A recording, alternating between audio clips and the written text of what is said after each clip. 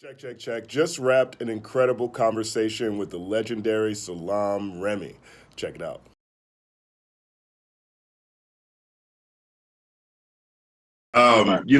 I think I'd like to ask you about this because I think this is something that generally people have felt.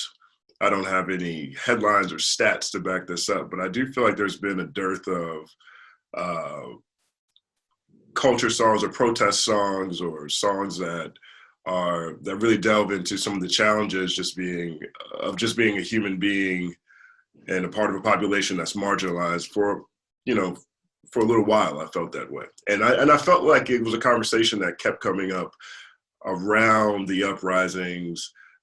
People online asking, well, what about this rapper? Where's this rapper now when you need him? Oh, this person's over here just selling you stuff. They're not speaking on things that are really affecting people. What's your perspective on that? I just think that everybody has to find their own way. I mean, look, I didn't actually do anything that somebody might have said the same thing about me. I just felt like I had to express it in the way that I felt was my voice. I recorded videos that I was going to post online about things I wanted to say and different things, but I just feel like that's silly. It's infighting. It's not productive to say, what does someone else do? If you're actually doing something and helping someone, you don't say, well, look who else did. It's like counting someone else's offering at church, or like, it doesn't make sense. Like that's not, I don't feel like anyone has the responsibility to do something, because once again, like people were posting, well, I just want to let you know I have a Black-owned label and we intend to this, that, and the third. And I'm sitting here going, well, I'm a Black man in America who feels attacked. That I'll peek out my window, like if I walk down my own block, my neighbor's going to call the cops on me. And, people have had that. J. Cole had a song about my neighbors call the cops on me because they think we're, what I'm saying? Like, they've had that. They've made those records already, working closely with Nas over years. Like, we made the Nigga album more than 10 years ago, when it wasn't the popular thing to do. We made records about him and his dad having a relationship in Mississippi and shit. I wrote I Know I Can. I didn't do it because I wanted people to say, hey, look, he made I Know I Can, and the kids are going to be there. When you plant a tree, you don't say, well, I want to charge everyone for the shade and the fruit. You plant the tree because you want actually to have something that's going to last beyond your existence and do the right thing.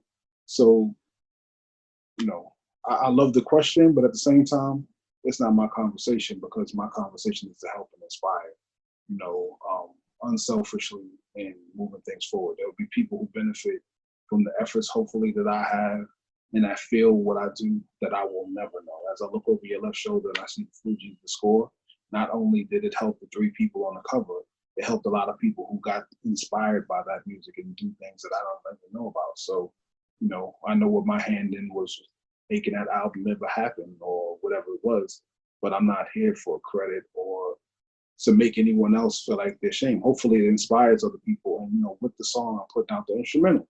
Why? Because you can sing it too. Everybody sing it.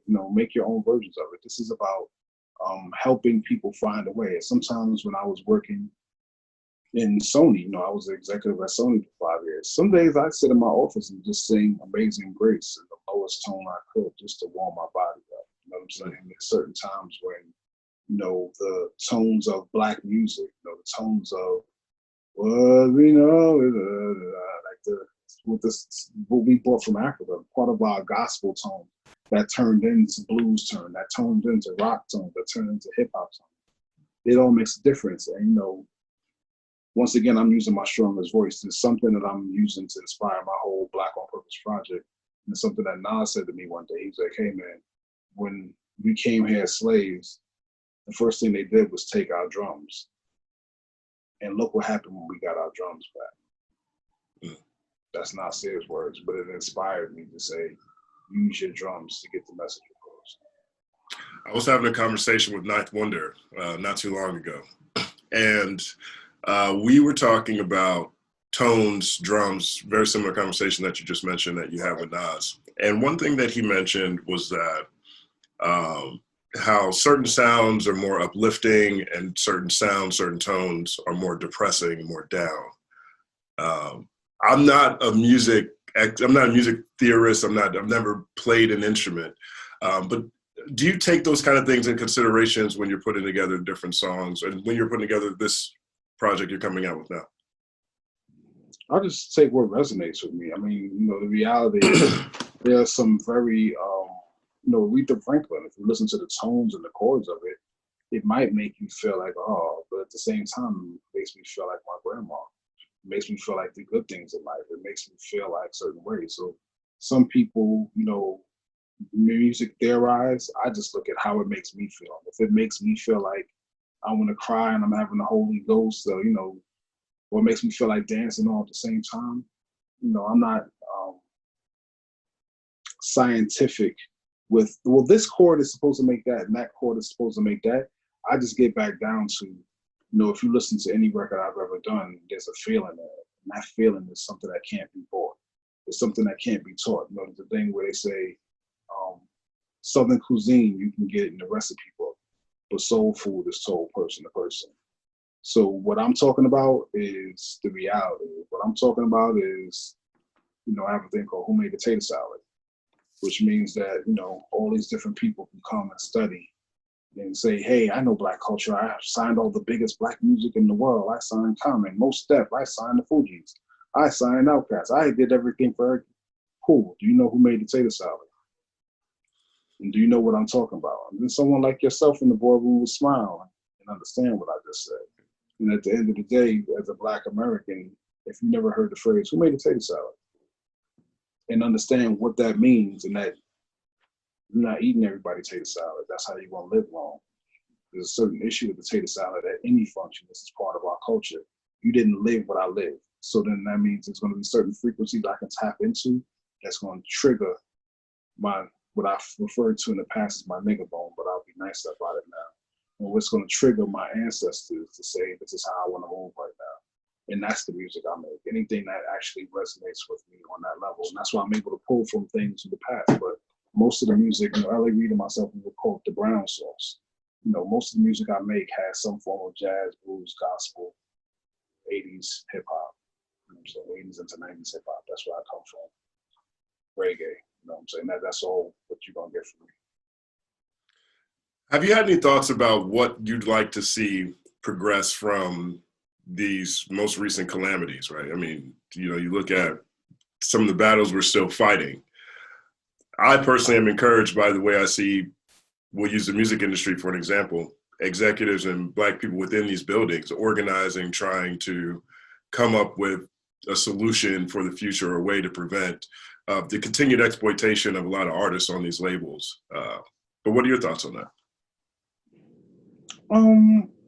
I mean, there's two different levels to it. First thing is first is I'm concerned with life. You know what I'm saying? I'm concerned with, you know, if I could walk out of my job at the label. You know, I've left my job at Sony and gotten pulled over and got a ticket in the passenger seat of a car.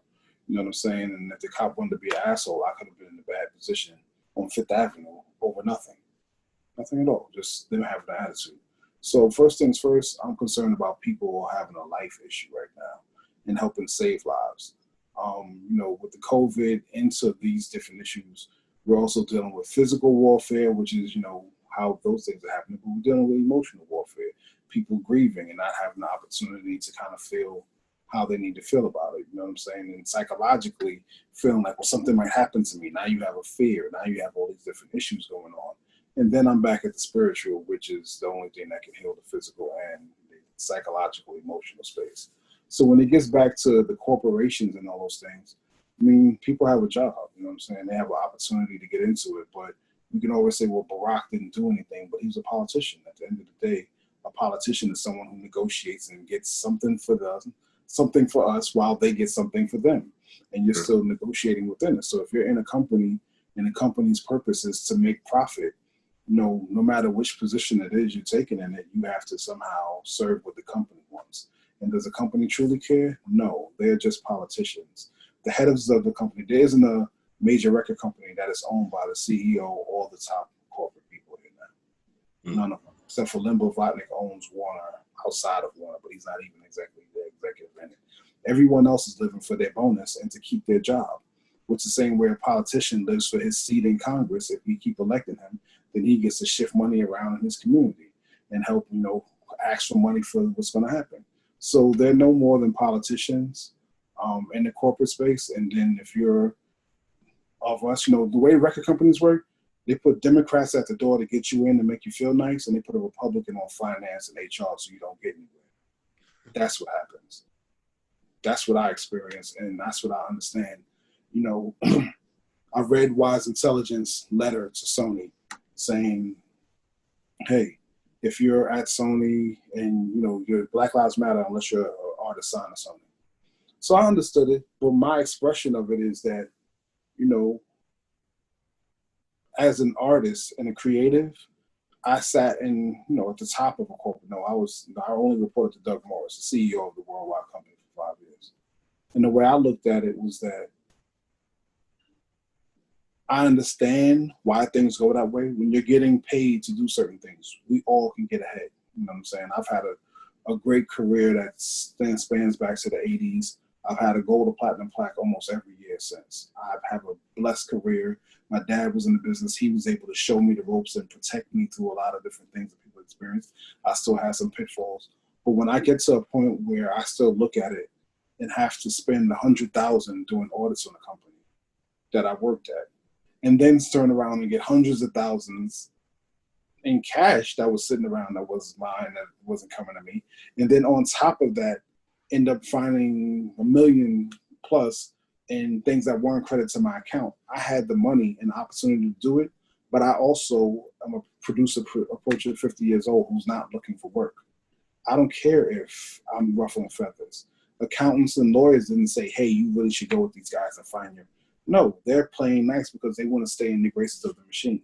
They want to stay at the graces of the business that it is. So my approach to it at this point would be different than a lot of other people's, but all I can do is say, well, look, if I had this issue getting through, then what's happening to the average person? What's happening to the average artist? What's happening to someone who's had a record out in the 90s that's now streaming heavily that their royalty statements don't do it? Ron Sweeney, I believe, wrote a really good bullet point of a good place to start as far as, helping some of those people with those issues.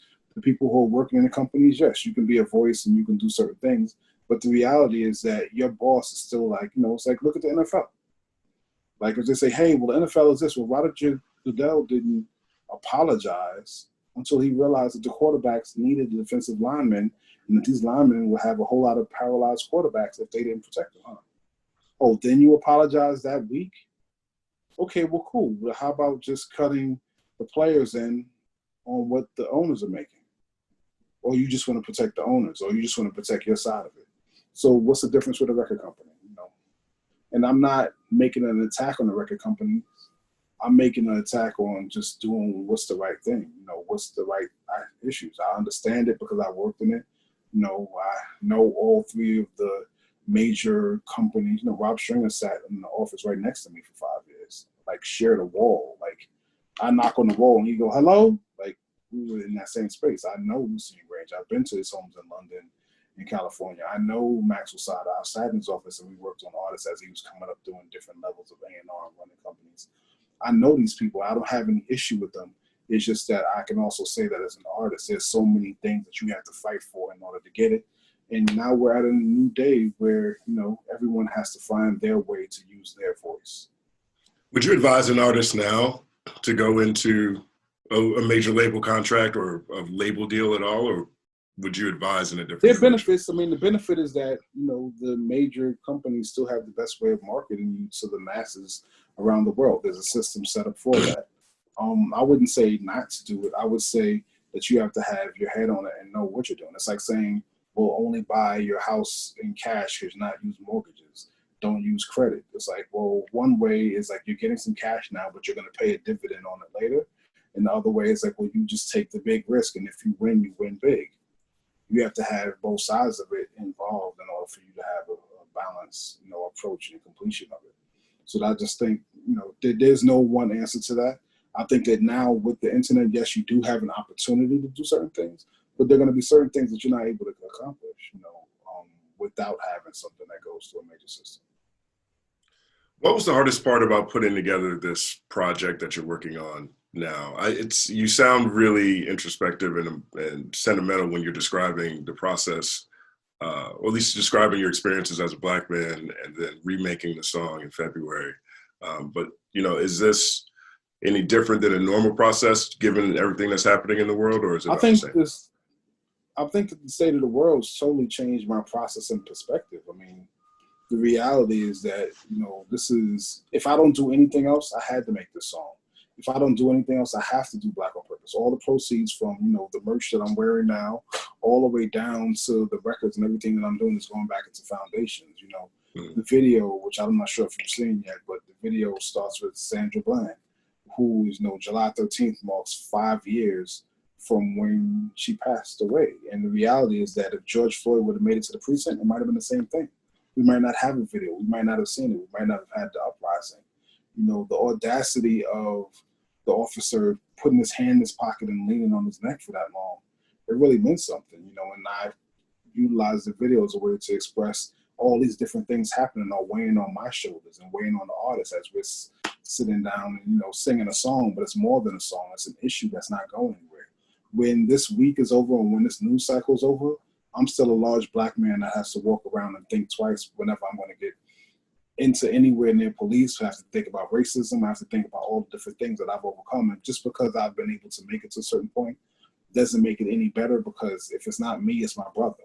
If it's not my brother, it's my father. If it's not my father, it's my cousin. It's still the injustices that will continue to be here and are not going anywhere anytime soon. All we can do is bring light to it and now make certain things happen that can now help reckon it and teach people how to be more self-sufficient, because the way the planet's going, you know,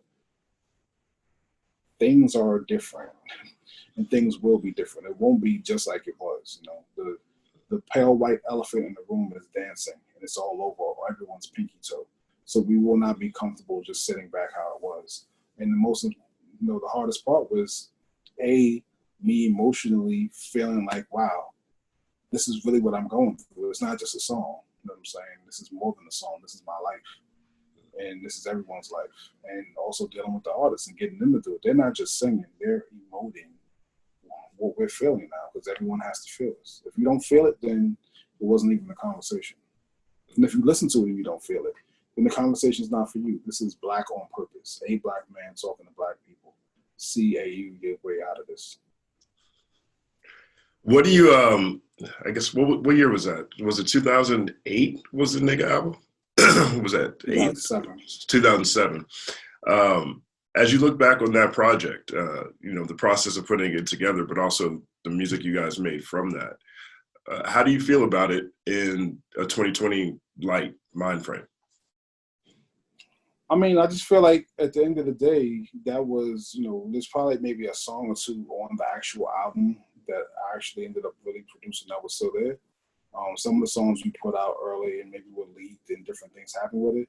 But the process of being involved in, it was the same things that we were raised on. It was 2007, you know, I reached out to Chuck D and had him do a hook off of something I saw off the first Public Enemy record. You know, we had the Last Poets in the studio. We saw the dynamic between them, Omar's this way, Omar's that way, like everything else. We were just taking all the experiences that we had as full culture. And I feel like culture is the root. You know, if you don't have any culture or any integrity in what you're doing and you're not rooted a certain way, then you're just a fruit. You're on the end of the tree, you fall off after every season. It's only sweet for a minute.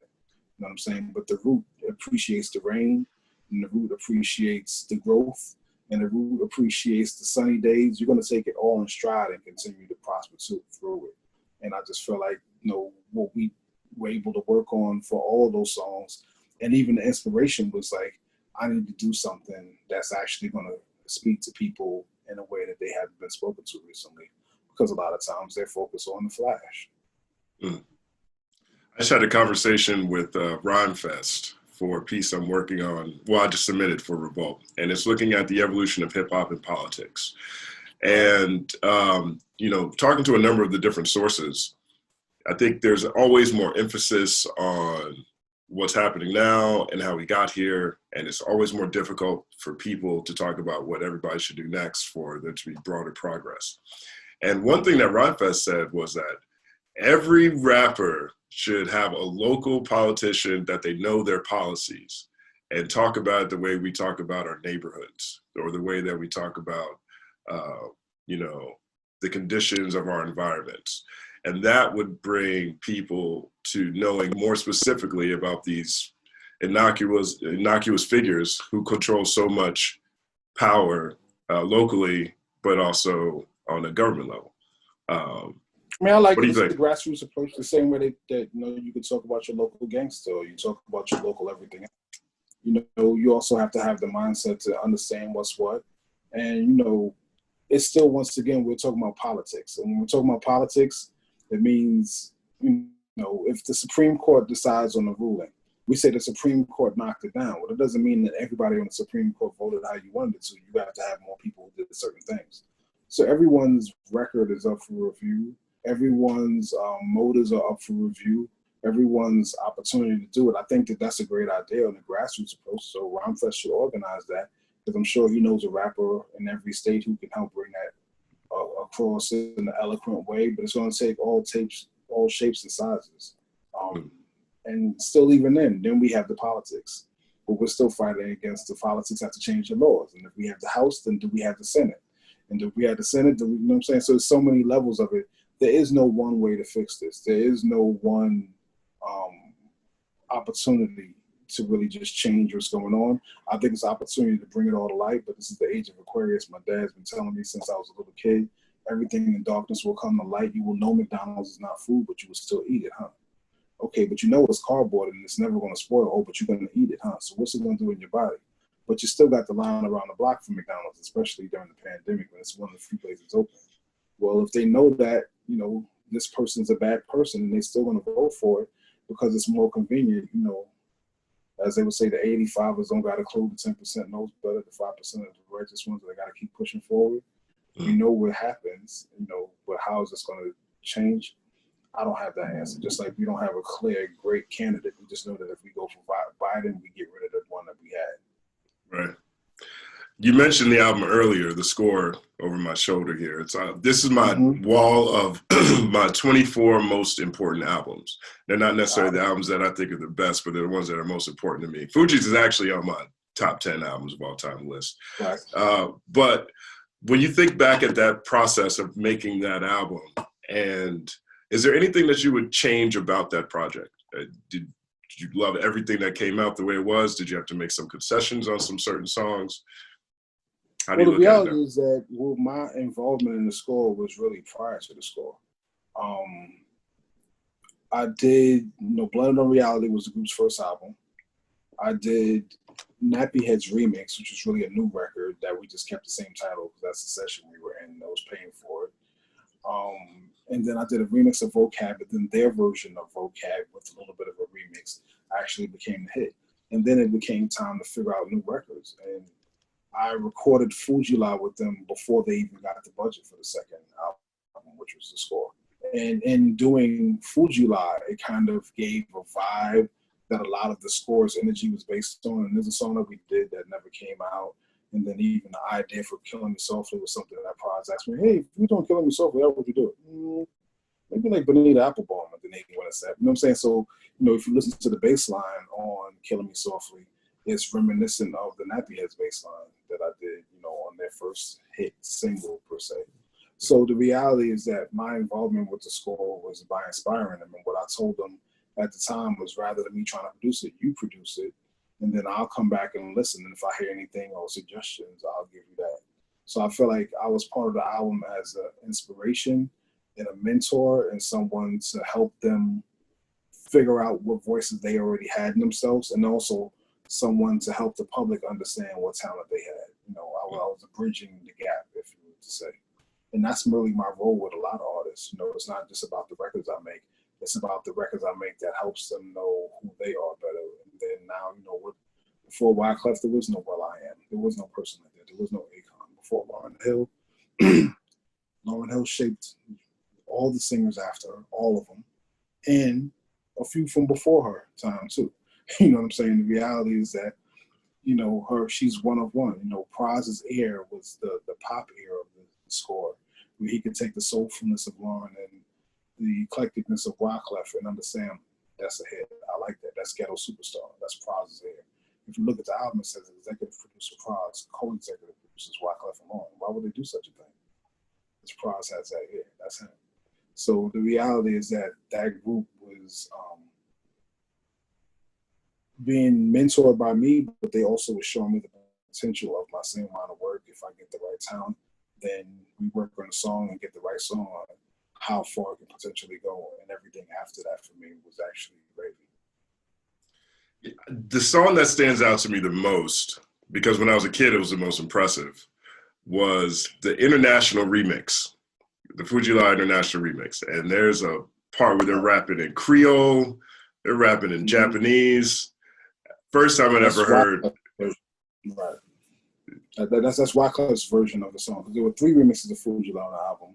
One where, actually maybe 2 on the album, but there was one remix where I sampled Mary J. Blige's Love No Limit, because they were like, hey, get us on radio down south. I'm like, well, you can get Charlotte with this one.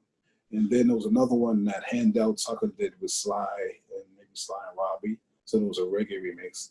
And then it was the Wyclef and Lauren one that kind of had a similar vibe. So, it was kind of guitar-y and had a nice beat to it. And that was that version that you're referring to. But it was, once again, Fujila was the first song done. So they had, it was the first single as well. So they had so many different remixes. It was great. And I loved that I got paid for all of them. The Mask is another song on there that I feel like I run into every week of my life. People just wearing a mask. You don't know who they really are. And the great thing about that album is that, it was still in the album space. So with the score, people bought it for different reasons. You would have the mother buying it for Killing Me Softly. You have the sister buying it for Killing Me Softly. You got the brother buying it for Cowboys and, Ready or Not. You had different people in the family. You'd have 3 or 4 copies of the score for one household. You know what I'm saying? Because people were loving different songs on the album. And it's an album. It's a really well put together album that meant something not only to the time, but to the future of being different. Because remember, that happened in 96, 97 at the height of the Bad Boy era. You know what I'm saying? Like, it was a whole nother energy going on elsewhere, and they were daring to be different. And that's where I'm at. I always dare to be different and to stand with the outliers and help them make something that can still hit the center mass. Yeah, I lived in Charlotte at that time, so it's interesting that you mentioned that market. It's a big market. So you heard that Mary J. Blige remix? I did. I'm sure you did. Because that's what it was. I mean, I was just sitting going, oh, you want us to get on the radio and walk up and learn? I'm like, oh my gosh, why would you do that? I'm like, you want to get on this radio? Let me just show you a blend real quick. I'm from Queens, so we do blend tapes like in our sleep, and that was, something that me and Dirty Harry would have done in our teenage years. Yeah. Do you how do you plan to spread your music, this new project that you're working on now, and the continued brand, right? I ask under this umbrella of radio is, a different space than it was before. And from a marketing standpoint, discovery happens on streaming, but also on IG a whole lot. Are you just going to take a more organic approach, or are you going to try to target? I mean, I'm not here for views and for streams, and I'm not here for finance. This is about healing. This is about getting to the right people who need it. So for me, we'll be on YouTube on probably 25 people's channel. The videos will be on IG, of course, whoever wants to post it. I'm not really tripping on that level. I'm totally independent as far as my approach to it. And, once again, this is for the people, by the people. I would have said for us, by us, but that's FUBU. But it's for the people, by the people who care. And, I'm doing this with the intent of, once again, helping and sharing the energy. And this is the gift that I've been gifted as far as music. And if I don't make another record, I'd be happy with this being the last one I made. You know what I'm saying? With the effort that I'm putting into people hearing and feeling at least something that's going to resonate with them. That's dope. So, can you tell us any? Oh, I'm sorry. We're going to be online, so that's mainly where it's going to be. It's going to be online everywhere as much as possible. Are you going to do like any Zoom shows, listening sessions for people? It might be a good idea. But, that's a good idea, actually, I think, especially if you're doing this. Possibly. I mean, we could do some Zoom calls, but once again, I have so many different artists on the project. I probably have like 15 or 20 so far that I just want to let them all out back to back, let the songs come out. I'll let it live where it wants to live. I'm not really forcing it. I'm not the person who's going to be on Zoom, or when everyone was IG DJing, they were like, hey, take that red room you got that I'm sitting in now. You can DJ. Like, I got the little box and the turntable sitting next to me, but I'm like, that's not really who I am. I'm not a performer. I'm not a stage guy. I'm not out in front.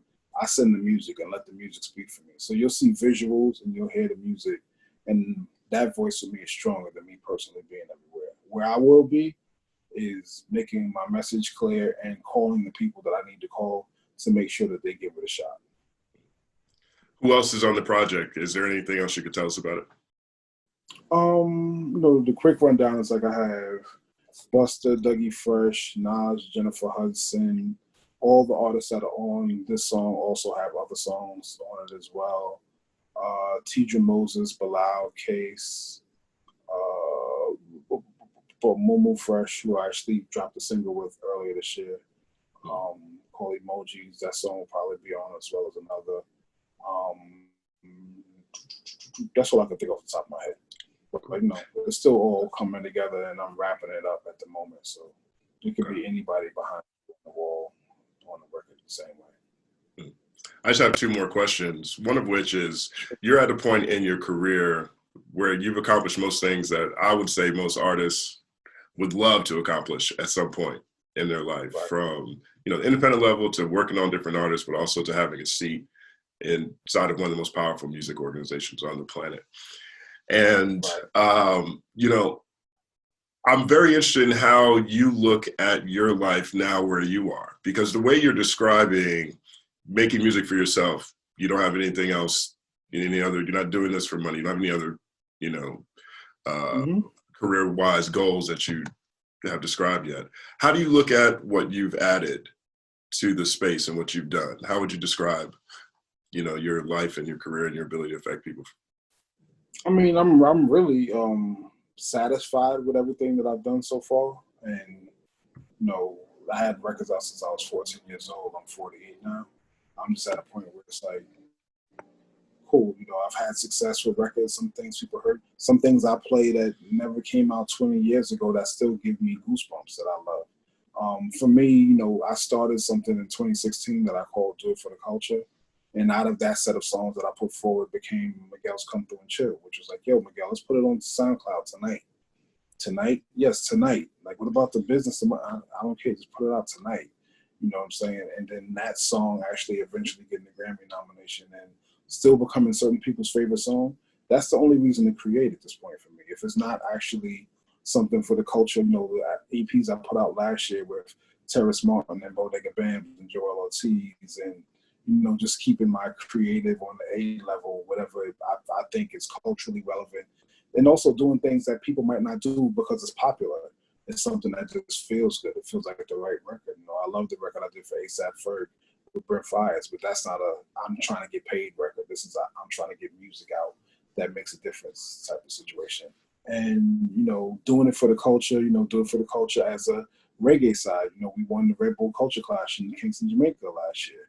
But I also came out with Buccaneer and Frisco Kid and my friend Sprague and with Jack Scorpio and the people I've been good with for years. So everything that I do now is strictly about for the culture. And when I say for the culture that I was raised in and whatever culture I feel like is relevant to me. And everyone should, do things for their culture, but things that are culturally not necessarily popular, but this is what it feels like. I might end up with a Super Cat record on this album. You know what I'm saying? So these things might very well happen. And then these are the things that I'm a part of, like, anything that actually can push things forward. Because I don't really feel like I have a desire to just make records right now. This is really about me making records that make a difference and then stepping back. And right now, I'm Black on Purpose. As far as, the site that's going to have, petitions to sign and other charities you can donate to. And, Black-owned businesses and everything else. This is something that I feel like my community, my culture needs, and I'm pushing that forward. And I could be out. I honestly plan on stepping away after this. Like, that's real. I was already on that in a couple of years. And then just doing things I feel like are important. I've also done the music to I'm executive music producer for Lee Daniels, the USA versus Billie Holiday. So that's I'm working on that. Is an important project to me. You know what I'm saying? Yeah. I feel like it's cultural and it's a story that needs to get told. Yeah, that's great. And my last question, with the same perspective, after everything you've seen, what still surprises you about hip hop? Hip hop surprises. What I would like to see surprise me is the way I could rephrase that. And I just felt like, you know, I came from a day where 20 people would have the same breakbeat album that came out on a Friday. And they would all be in the studio, but what you got out of them all was different. The way that Marley Marl interpreted the same breakbeat would be different from how Public Enemy interpreted it, would be different from how E.T. and Special Ed Chuck Rock did, would be different from how Ultramagnetics in the Bronx did it, would be different from how when Dre got a hold of it, he did it, would be different for how fast Luke and the guys spread it up down south, put the 808s and Shy D and all that stuff, would be different from the R&B records that we got from Full Force or everyone else, would be different from how Jazz B, Nelly Hooper, and the Soul of Soul and Massive Attack and my boy DJ Milo would interpret it. Everyone had a different way to interpret the same drum loops. Okay, great. Well, right now with hip hop, everyone has a lot of the same drum sounds and a lot of the same conversation. So what's not happening is that we don't have a lot of difference in the way that things are coming out. You know what I'm saying? And I just feel like what I would like to hear is a different voice that cuts across a different track. You know, when I go back to, you know, my IG is pretty much me playing songs all day. Because I was going back and trying to remind people there's 30 seconds that can totally change your mood if it's positioned properly. So with hip hop, you know, I just think if you switch up the snares a few times and then change your tone of voice, now it becomes something else. I know how I felt when I first heard the Cash Money sound. Felt when I heard Juvenile. How I felt when I heard certain Outkast records. How I felt when I heard Still Tippin'. Still Tippin's a real good record to me because it just, you know, it was a Paul Wall thing. It was Mike Jones. It was Slim Thug. But the way the record sounded was hard, but it sonically just made you all look at your speaker like, oh, wow. I think about Nola Clap.